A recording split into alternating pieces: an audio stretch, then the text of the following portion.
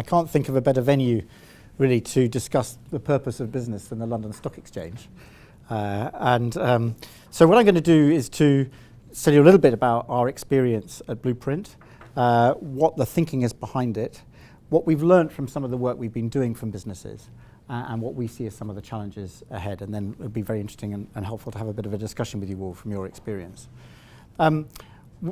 What Blueprint is, in one sentence, I see it as to put people rather than profit at the heart of business success. And as Mark said, it's a charity that was formed that's independent of business. We take no money from business. And it's a charity that was formed by a group of people who came together from different parts of society, recognizing that after the financial crisis, the depth of the issue of trust, but also wider issues of business success as well. If you think of the company of ICI, ICI was a brilliant British business that grew before the Second World War with dyestuffs and afterwards in chemicals. ICI, for most of its life, described its purpose as being to be the leading chemical company in the world and to produce goods that were good, and through which to generate good returns for shareholders and also other stakeholders. John Kay, in one of his books, does a study of ICI's journey. And one pivotal moment is when, under takeover pressure from Hansen and others in the early 1990s, ICI decided to change its purpose. And its purpose became to maximize shareholder value and to put shareholders first above everybody else. ICI, within 3 years of doing that, as you will know, was actually broken up into a number of different businesses. And the parable of the story in his mind is that core to ICI's original purpose was creating the capacity to generate through R&D, through using chemistry in different forms, meeting new social needs. So the pharmaceutical division of ICI, which started at around the Second World War, lost money for 20 years or so. It was not until Black discovered beta blockers in the late 1960s that ICI Pharmaceuticals made any money at all, and then of course it became the most profitable part of ICI. So there was an extraordinary ability for this long-term, purpose-driven business to incubate change and to enable that to flourish over time. And he also notes, sort of wryly, that this narrow focus on short-term profitability ending up disabling the company from taking the kind of long-term decisions it had made previously and which had made it so successful. The group of business leaders that came together to form Blueprint felt that after the financial crisis, there was an issue of trust, which business couldn't sort by itself because the depth of cynicism in society was such that it couldn't do it. But also they felt that business always exists in an ecosystem. It has a social cultural context which business doesn't generate but which it needs and feeds from.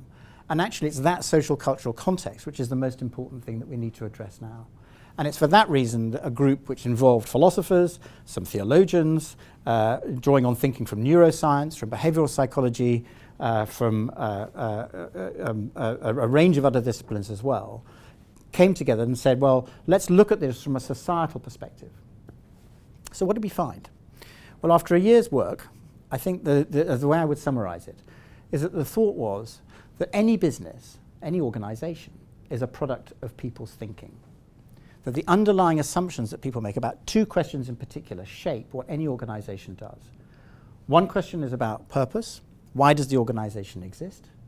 And the second is the organization's view of people. And our view was that these two questions are profoundly important. Both of them are profoundly important, not just organizational purpose. So let me explain why, and let me explain where we got to. The purpose of business has always been a subject of discussion and dispute. But what's fascinating is that if you look at the history of the last 30, 40 years, when ICI was founded, for instance, having purposes around serving society, bringing learning to change was very commonplace. There is no doubt that there was a huge step change in the 1970s. People point to Milton Friedman's celebrated article in 1970 where he described the social purpose of business as being to increase its profits within the law. And that agency theory, which then followed from that, did change the dominant discourse. And we ushered in the idea that the purpose of business is to maximize shareholder value. And that has become a very, very dominant way of thinking, which is still there and still powerful, although increasingly challenged by lots and lots of people. And there are a number of things to note about the maximizing shareholder value thesis. One is that the law does not require it. The law, section 172 of the 2006 Companies Act, says that the purpose of business, the duty of directors, is to promote the success of the company. In doing that, they have to, of course, to take account of the interests of the members and have regard to a number of other people. But the law does not say that the duty of directors is to maximise shareholder value, nor does it say that in many other jurisdictions as well. But it's often a thought that it does, and that often is seen as a constraint on what directors of businesses can do. And we also know that, in fact, in the 30 years before maximising shareholder value became the mantra, returns to shareholders paradoxically were higher than they were in the 30 years since. So the idea that you make more money by focusing on shareholder value isn't necessarily true either. And again, in John Kay's book, Obliquity, he makes a wonderful point that how odd it is in human life that often we don't achieve the things that we really want to achieve by aiming for them directly. If you want to be happy, don't aim at being happy. Aim at doing something that's really fulfilling, that you love, you'll enjoy, and maybe happiness will become as a byproduct. If you want to make money as a business, maybe find something you're brilliant at with a bunch of other people, get together and do something useful and do it brilliantly. And you may well find that you make a good living out of doing it as a result, as an outcome of doing that. So the idea that profit is an outcome, a result and an outcome, this is it's not an anti-profit point, this, but the idea that we can think about organisational purpose as being something that characterises why people get up in the morning. You may not keep them up at night, but it's why you want your people to get up in the morning, and where profit is seen as a condition and an outcome of running a purpose-driven business really well. As a framing, seemed to be something that was very, very important to bring back into the business, into the discourse, to help shape a kind of culture and social change. But the group also felt there was something else here. And a way of thinking about that, as our work developed, we thought, do you know what, there's something beyond this trust argument. Once upon a time there was trust, then trust went away, we have to get trust back. When was ever business completely trusted? There's always been trustworthy and untrustworthy businesses.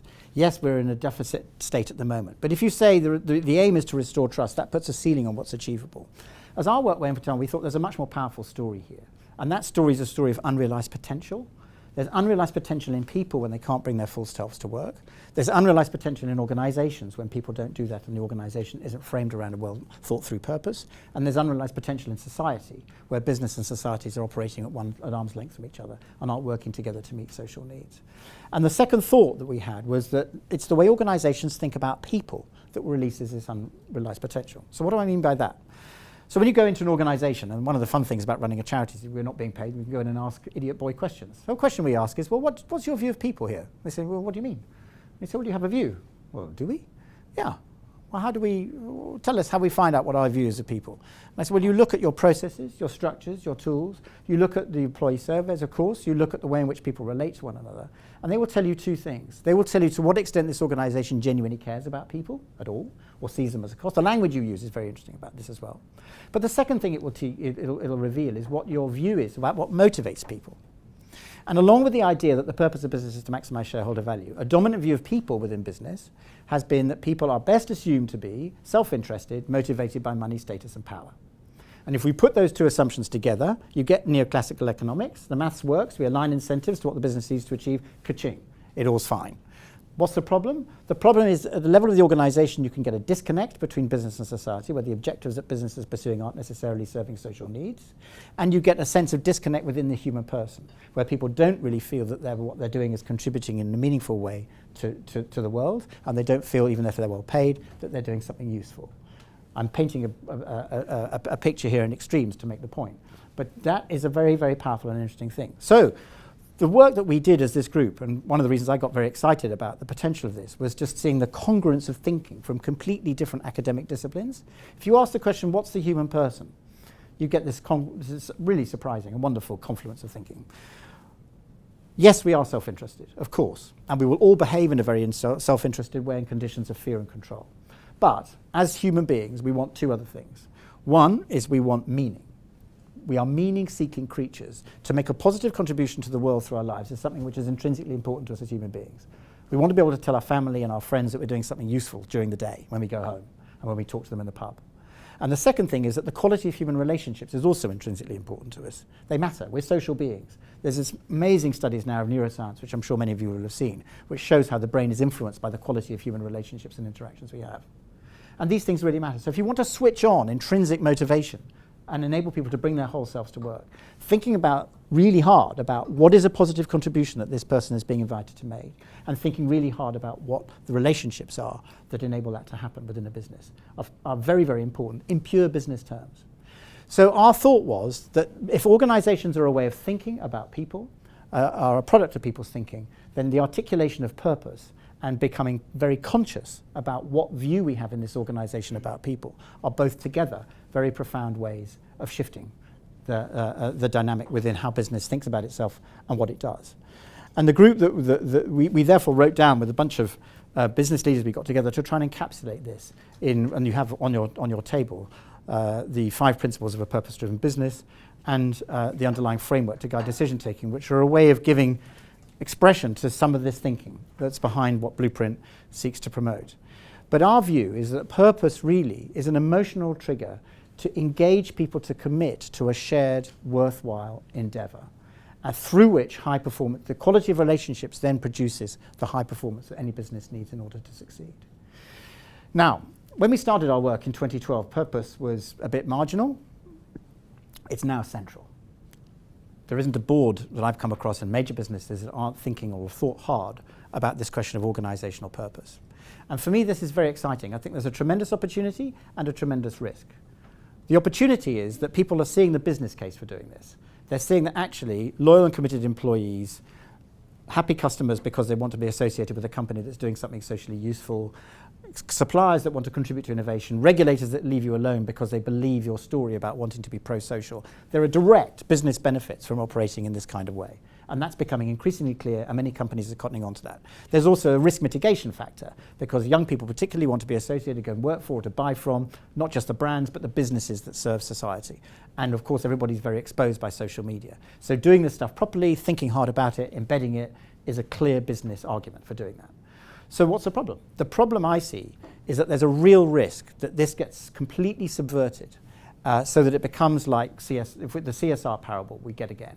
In other words, what happens is it becomes taken over by a short-term desire to do reputation work. It gets taken over by branded communications. They're important, but they're not everything. Or it gets taken over internally by HR and a people project, important, but not everything, and it gets sidelined within a business. What then happens is it goes down the corridor. It doesn't actually change anything in the underlying way in which a business operates. And in 2 years' time, everybody says, oh, please, can we not have another purpose conversation? We tried that, and it didn't change anything. That's the risk. And it would be a real shame, I think a tragedy actually, if that risk happened, because the opportunity that deep conversations within organisations about what purpose can do is really, really important to seize. And it can really deliver something. But it's hard. If this was easy, it would have been done. So what have we learned from some of the companies that we've been working with? We don't take any money from them, but we've been invited in as a critical friend, having conversations with CEOs and their teams, thinking about what this way of thinking actually means for businesses that are really trying to do this. And we're generally working only with very large companies because of their scale and reach and their ability to test this kind of thinking, which is what we wanted to do. So what have we learned?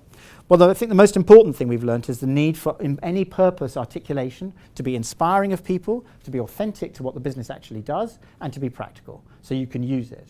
So some of the large companies that have embarked on this have done an interesting historical thing. So when Paul Polman took over at Unilever, one of the first things he did was spend time in the archives, and he went back to their original purpose, which was making cleanliness commonplace, and he brought that up to date, which was to make it sustainable living commonplace, which is their purpose.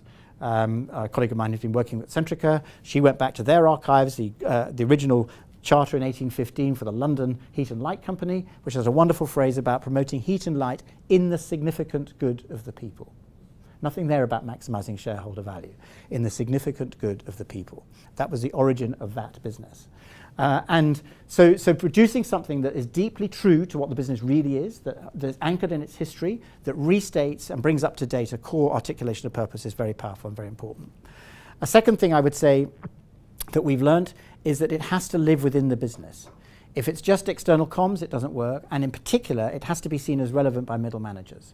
And we've seen a number of businesses that really struggle with this, where this comes down, oh, we've got another purpose stuff from on high, the X-curve decided we're going to redo our purpose. I'm already busy. I've got loads to do. They've got all these targets. What on earth is this purpose stuff? So unless the purpose is real and relevant to people on whom the business descends for decision taking, it won't work. And it'll become a problem. But with thought and care, it can become very powerful. Another thing we've learned from our work, working with these large companies, is the importance of seeing this as a series of relationships internally and externally. That what purpose does is enable the business to think not just internally but externally differently about the quality of relationships it wants.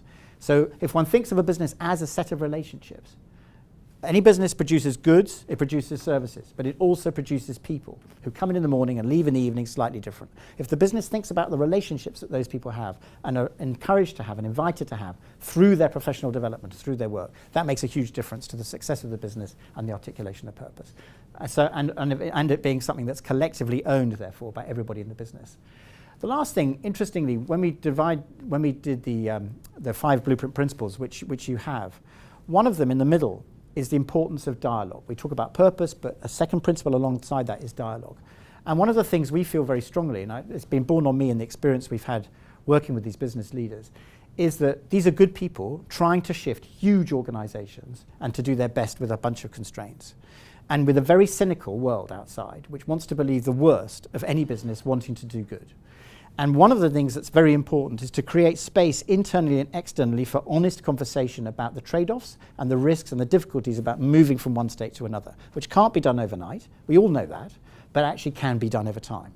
And so the importance of a more grown-up dialogue, internally and externally within businesses, is a very important part of this.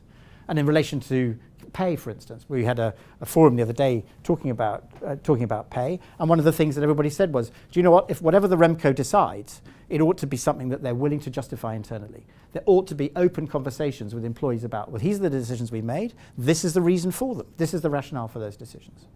So those things help. What gets in the way? What gets in the way is if people don't mean it. If they don't mean purpose, there's the neuroscience around cognitive dissonance is fascinating. If people hear one thing and they see another, it does something to our brains. It actually does disable what we can do.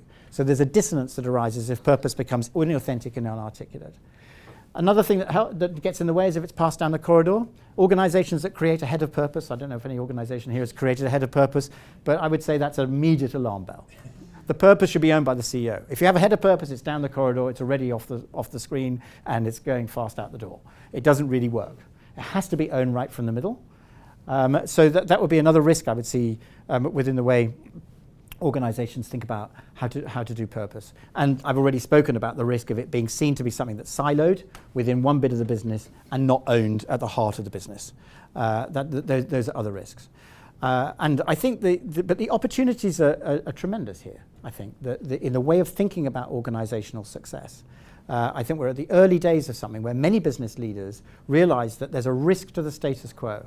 We can carry on running businesses in a command and control fashion, but there are increasing limitations to what they can do. And as technology moves, business needs to become much more agile in lots and lots of sectors where there's far more unpredictability. People need to be empowered to do that. And they can only really be empowered to do that in cultures which treat them differently and which enable people to fully thrive. So I'm a great optimist about where we can go. And let's have a bit of a discussion about what people think about whether this is realistic and practical. I think one of the points that gets in the way is the idea that we live in a world where economic laws are like physics, where these things simply can't change. You know, there are immutable principles about maximizing shareholder value and about incentives. Well, that's just not true. It is absolutely not true. The economics is a social science. There are certain things we know, there are certain generalizations which generally apply, but fundamentally people are free, and they're free to determine what kind of future we have. And just in the way that the maximizing shareholder value and the view of self-interest has been a dominant mindset, which has been hugely influential, and don't get me wrong, that delivers very clear benefits at one level from that way of thinking about operating a business. But we can see now, for the times that we are in today, this is increasingly creaking and it doesn't work. The UN Sustainable Development Goals have a lot of appeal to many businesses who are now seeing that they need to play a part. There was a report that came out in January which identified $12 trillion of potential business opportunities in the years between now and 2030 and 380 million jobs. But the report said this cannot be realized with business as it is now. There needs to be a step change in the relationship and the contract between business, government and society, and also on the attitude of investors, which of course is a very, very important part of this picture, which I've not talked about, but is really crucial. But hey, it's possible. So I think one of the things that's very exciting is people coming into business, seeing the need for a change, also seeing that it's possible and wanting to do it with others together to help create a different environment and one that much, much better both serves business and society. Thank you very much.